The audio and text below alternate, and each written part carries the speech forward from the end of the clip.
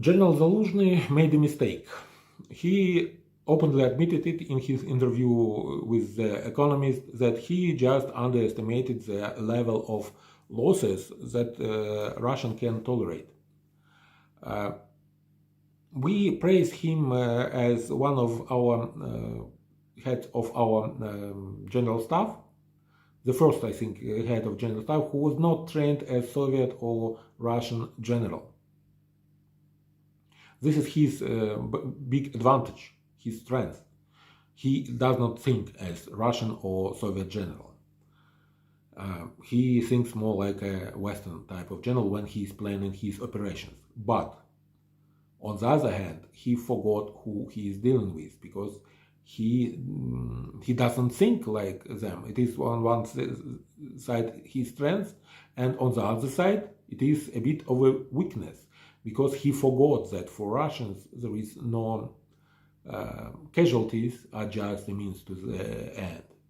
They don't care about casualties. They don't care about losses. To them, the more people they lose, throwing body at the enemy, the closer they are to victory. This is just, people are just raw materials that can, that you should throw enough bodies at the enemy and you will win. That's their strategy, and it was during the whole history of the country. Because let's see, in the past they always had a very huge standing army, huge and crudely organized standing army, sometimes quite outdated, and when the war started, they were amassing all this amount of people and equipment, and they were rushing it at the enemy very clumsily. They received a bloody nose normally, and then they were trying to win the war by throwing enough bodies to making a death conveyor, but not of enemy troops, but of your own troops. But if you throw enough bodies at your enemy, and those people you are throwing, they have self-preservation instinct.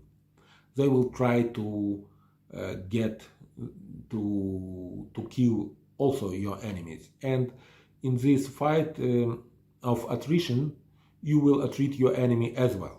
So this is, to them, it is just, we are going to keep on throwing people, our own people, at the enemy until there is enemy no more. And that's the way of them thinking. But now Zaluzhnyi, I think, just came to his senses and understands that if he wants to win this war, he will need to inflict much bigger casualties on Russians.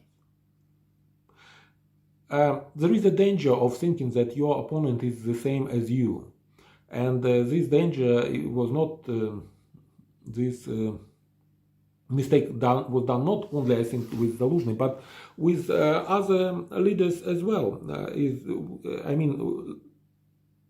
Western leaders, the heads of the state, they, for some reason, they thought that they can convince Putin on anything, that they somehow are equal or even higher, or of higher status than him.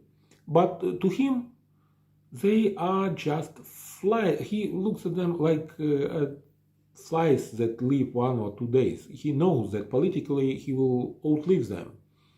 He outlived Bush the son, he outlived Obama, he outlived Trump.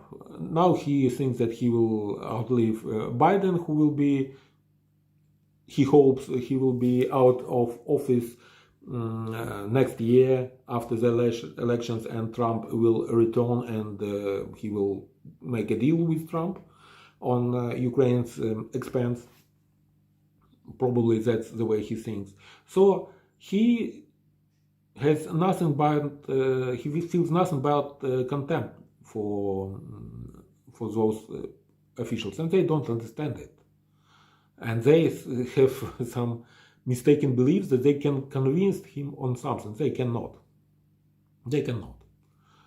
So don't make a mistake of thinking that your enemy is the same as you, that you can convince your enemy on something and you can negotiate with them. Because especially if it is Russians,